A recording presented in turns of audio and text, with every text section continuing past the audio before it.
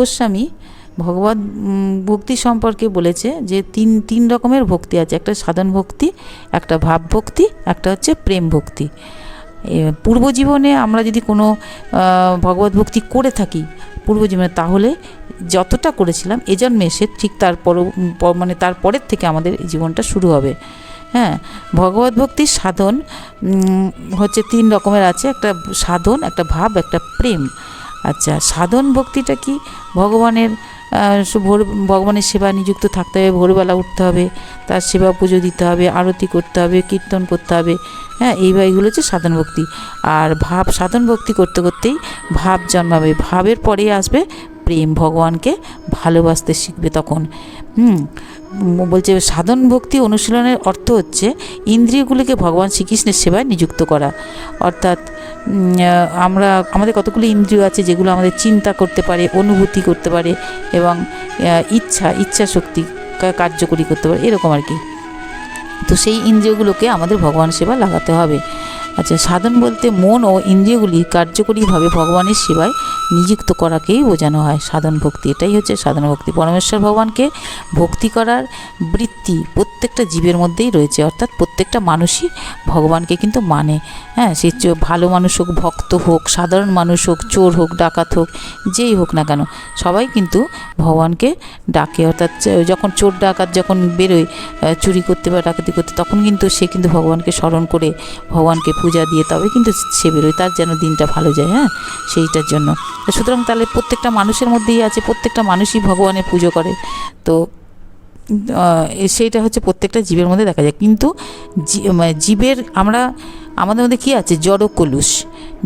আমরা জড় জগতে এসে, যখনই পৃথিবীতে এসে জন্মেছি তখনই আমরা জড় জগতে আবদ্ধ হয়ে পড়েছি। তো এই জড়যোগ কলুষ থেকে আমাদের মুক্ত হতে হবে। মুক্ত হলে তবে আমাদের চেতনা শুদ্ধ হবে এবং আমরা কৃষ্ণ ভক্তি করতে পারবো। আর কতগুলো সাধনের প্রক্রিয়া আছে, হ্যাঁ, যেগুলো নাকি মানে গুরুদেবের আশ্রিত হয়ে, সদ্গুরু দীক্ষা নিয়ে গুরুদেবের আশ্রিত হয়ে তবে সেই ভক্তি জগতে এগোতে শুরু করতে হয়। হ্যাঁ, বলছে আমরা মায়া শক্তিতে আবদ্ধ হয়ে রয়েছি। হ্যাঁ, কেননা মায়াশক্তির জন্যই আমাদের মায়াশক্তি এত প্রবল যে এগুলোর থেকে বেরোনো খুবই মুশকিল, এবং তার জন্য আমরা বিভিন্ন বন্ধনে, তার মায়াশক্তি বন্ধনে আটকে পড়ার জন্য আমাদের বিভিন্ন ক্লেশ দুঃখ ভোগ করতে হচ্ছে। হ্যাঁ, কিন্তু এই দুঃখ কিন্তু আমাদের স্বরূপ নয়, আত্মা কিন্তু আমাদের সৎ চিত আনন্দময়। আমরা কিন্তু সবসময় আনন্দ করতেই পছন্দ করি, আমরা দুঃখ ভোগ করতে কিন্তু কেউই পছন্দ করি না। কিন্তু আমরা আমাদের এই জড়জগতের এসে পড়ার জন্য, মায়ার জন্য আমরা অনেক পাপ কাজ, উল্টোপাল্টা কাজ করার জন্য, তাই জন্য কিন্তু আমরা দুঃখ ভোগ করে থাকি। তো বলছে সাধন ভক্তির অনুশীলন করতে হবে, করলে তাহলে কতগুলো বিধিনিষেধ মেনে চলতে হবে প্রথম শুরুতে। যেমন ভোরবেলা উঠে ভগবানকে আরতি করা, হ্যাঁ, গুরুদেবকে প্রণাম করা, এরকম ধরনের কিছু বিধিনিষেধ যেগুলো সদ্গুরু বলবে তার পরামর্শ অনুযায়ী সেগুলো করলে তবে সেখান থেকে আস্তে আস্তে করে এগিয়ে যাওয়া যাবে এবং আমাদের দুঃখের নিবৃত্তি হবে। বলছে যে কোনো উপায়েই হোক মনকে শ্রীকৃষ্ণের চিন্তায় মগ্ন রাখতে হবে, এটা হচ্ছে আমাদের মেন কর্তব্য। হ্যাঁ, ওই চৈতন্য মহাপ্রভু কি বলেছে? হরে কৃষ্ণ মহামন্ত্র কীর্তন করতে বলেছে। তাতে কি হবে? আমাদের কৃষ্ণের প্রতি আসক্তি জন্মাবে। হ্যাঁ, এবং এর ফলে সাধন ভক্তি শুরু হবে আমাদের। সে যে কোনো উপায়ই হোক না কেন মনকে শ্রীকৃষ্ণে নিবিষ্ট করতে হবে, এটাই হচ্ছে মেন কথা। তো আমাদের হচ্ছে দুটো ভক্তি আছে, একটা বৈদিক ভক্তি, একটা রাগানুগা ভক্তি। এবার বৈদিক ভক্তি হচ্ছে শাস্ত্রের নির্দেশ অনুসারে যে ভক্তি আছে তাকে বলা হচ্ছে, যে কাজগুলো করি তাকে বলে বৈদিক ভক্তি। আর বৈদিক ভক্তি শাস্ত্রের নির্দেশের বাইরে গিয়ে যেগুলো আছে, ভক্তি যখন খুব গাঢ় হয়, হ্যাঁ, তখন কৃষ্ণের প্রতি প্রেম আসে এবং কৃষ্ণের প্রতি একটা আসক্তি আসে। আমরা ভোরবেলা উঠে কতক্ষণে ভগবানকে ভোগ লাগাবো, আরতি করব, কতক্ষণে তাকে পুজো দেবো, হ্যাঁ, সে কিসে ভালো থাকবে, সে কিসে মন্দ থাকবে, এ সমস্ত নিয়ে আমাদের তখন একটা চিন্তাভাবনা চলতে থাকে এবং এই শ্রীকৃষ্ণের প্রতি একটা অনুরাগ জন্মায়। এইটাকে বলছে রাগানুগা ভক্তি। হ্যাঁ, কিন্তু পরমেশ্বর যে কোনো উপায়ই হোক, বলছে পরমেশ্বর ভগবানের বা কৃষ্ণ বা বিষ্ণু একই হলো, তার নাম শ্রবণ কীর্তন এই সমস্ত করা কর্তব্য, এটা আমাদের। আর পরমেশ্বর ভগবান শ্রীকৃষ্ণের নাম শ্রবণ, গুণ কীর্তন, লীলা স্মরণ, তার যে সমস্ত লীলা করে গেছে পরমেশ্বর ভগবান কৃষ্ণ, সেগুলো স্মরণ করতে হবে। হ্যাঁ, এগুলো কিন্তু আমাদের সবসময়ের জন্যই করে যেতে হবে, কেননা ভগবান হচ্ছে সর্বাত্মা, অর্থাৎ সকলের মধ্যেই পরম আত্মা রূপে তুমি বিরাজিত, পরমাত্মা আত্মা রূপে বিরাজিত আছে। তো মনুষ্য শরীর পাওয়া সত্ত্বেও আমরা যদি জন্মমৃত্যুর বন্ধন থেকে মুক্ত হওয়ার না চেষ্টা করি, তাহলে আমরা কিন্তু আবার সুযোগ কবে পাবো তার ঠিক নেই আর কি। ভগবদ্গীতায় বলা হয়েছে যে ভগবান কি করে, ভক্তকে সবসময় রক্ষা করে, ভক্তের কখনো বিনাশ হয় না। ভগবান যে ভক্ত আছে তার কখনো বিনাশ হয় না, তিনি কখনো করতে দেন না। মে ভক্ত পুনঃসত্যি, মানে তিনি কখনো তার ভক্তর বিনাশ করেন না। হাজারো দুঃখ কষ্ট আসতে পারে, কিন্তু সব কিছুর মধ্যে দিয়ে সে কিন্তু পার হয়ে যাবে। হ্যাঁ, পরমেশ্বর ভগবান কৃষ্ণই কেবল প্রকৃতিকে নিয়ন্ত্রণ করেন, এবং তাই আমরা যদি শ্রীকৃষ্ণের শরণাগত হই, তাহলে জন্মমৃত্যুর চক্র থেকে আমরা বেরিয়ে যেতে পারবো এবং ভগবত ধামে ফিরে যেতে পারবো। তাই মনকে আমাদের সবসময় মানে বিষ্ণুতে একাগ্র করা কর্তব্য। ধ্যানের মাধ্যমে মনকে সবসময় ভগবানের দিকে আমাদের সবসময় স্মরণে রাখতে হবে ভগবানকে। সে যে ধর্মেই থাকুক, যে বর্ণেই থাকুক, গৃহস্থাশ্রমে থাকুক বা ব্রহ্মচার্য, যেটা করুক না কেন, তার উচিত সবসময় আমাদেরকে পরমেশ্বর ভগবানের সন্তুষ্টি বিধান কীভাবে হবে সেটা করা, নাহলে কী হবে, আমাদের পশুজনিতে অধঃপতিত হতে হবে।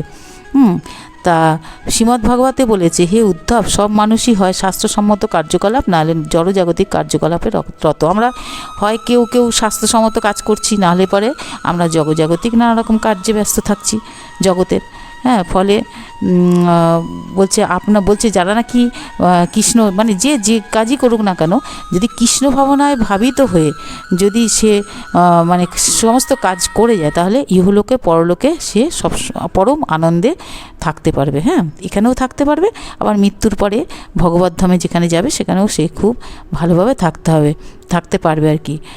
তো আর এই জন্য কী হবে, আমাদের কৃষ্ণ ভাবনা ভাবিত হয়ে কর্ম করলে সকলেরই সমস্ত অভীষ্ট সিদ্ধ হবে। যিনি যে কাজ করছেন কৃষ্ণ ভাবনায় ভাবিত হয়ে করতে হবে। যদি কেউ সদ্গুরুর আশ্রয়ে নিয়মিতভাবে এই নির্দেশ অনুসারে ভগবত সেবার আচরণ করে, তাহলে অচিরেই তিনি শুদ্ধ ভগবত প্রেমময় সেবাভাব প্রাপ্ত হবেন, অর্থাৎ উনি ভগবত ধামে যেতে পারবেন এবং ভগবানের সেবা ঠিকমতো পালন করার ফলে উনি ভগবত ধামে যে করবে, আমরা সবাই ভগবত ধামে ফিরে যেতে পারবো। এটাই হচ্ছে আমাদের জীবনের মূল লক্ষ্য, যে আমরা কিভাবে ভগবত ধামে ফিরে যাব। হ্যাঁ, কেননা এখানে আসা মানেই জন্মমৃত্যুর চক্রে পড়তে হবে এবং আমাদের দুঃখ কষ্ট সর্বদাই ভোগ করে যেতে হবে। হ্যাঁ, এটা হচ্ছে দুঃখালয়, এই জগৎ হচ্ছে দুঃখালয়, এখানে আমরা দুঃখ কষ্ট ভোগ করতেই আসি। সুখ তো খুব সাময়িক, খুব কম সময়ের জন্য সুখটাই আমাদের জীবনে আসে, কিন্তু দুঃখটাই আমাদের বেশি। তাই আমাদের সব সময় যেন কৃষ্ণ ভাবনায় ভাবিত হতে হবে। যদি আমরা কৃষ্ণ ভাবনায় ভাবিত হতে পারি, সবসময় যদি ভগবানের সেবায় যুক্ত থাকতে পারি, তাহলে সাংসারিক কাজ করেও যদি আমরা যেটুকু সময় পাবো, সাংসারিক কাজ করতে করতেও যদি ভাবি এই জগৎ সংসার হচ্ছে গোবিন্দের সংসার, কারণ এই জগৎ সংসার তো আমাদের নয়, আমরা তো এখানে এসেছি কিছুদিনের জন্য, আমরা তো দুদিন পরে এখান থেকে চলেই যাব। হ্যাঁ, আমাদের সংসার যদি হয়, তাহলে তো আমরা তো ফেলে রেখে যাব না, ফেলে যেতে পারতাম না কি, আমাদের তো চলে যেতে হবে। তাহলে এটা কি করে আমার সংসার হলো? আমি যা পেয়েছি এখানে এসে পেয়েছি, আবার আমাকে এখান থেকে ফিরে যেতে হবে, কিছুদিনের জন্য আমি এসেছি, এখানকার অতিথি। সুতরাং আমার তো এই মায়ার জগতে পড়ে থেকে তো আমার দুঃখ কষ্ট ছাড়া কিছুই পাবো না। বরং আমি যদি এই মায়ের বন্ধন না কাটিয়ে উঠতে পারি, তাহলে দেখা যাবে আমাকে আবার এই পৃথিবীতে যাওয়া আসা করতে হবে। হ্যাঁ, সেই জন্য আমরা চেষ্টা করব সবসময় কীভাবে ভগবত ধামে ফিরে যাওয়া যায় এবং আমরা ভগবানের সন্তান, ভগবান ধামে যাতে যেতে পারি, আমরা সেই জন্য সবসময় সদ্গুরুর আশ্রয় গ্রহণ করে আমরা আমাদের গোবিন্দের সেবায় যুক্ত থাকাটা আমাদের সবসময়ের জন্য কর্তব্য। এটাই আমরা করে যাব। হ্যাঁ।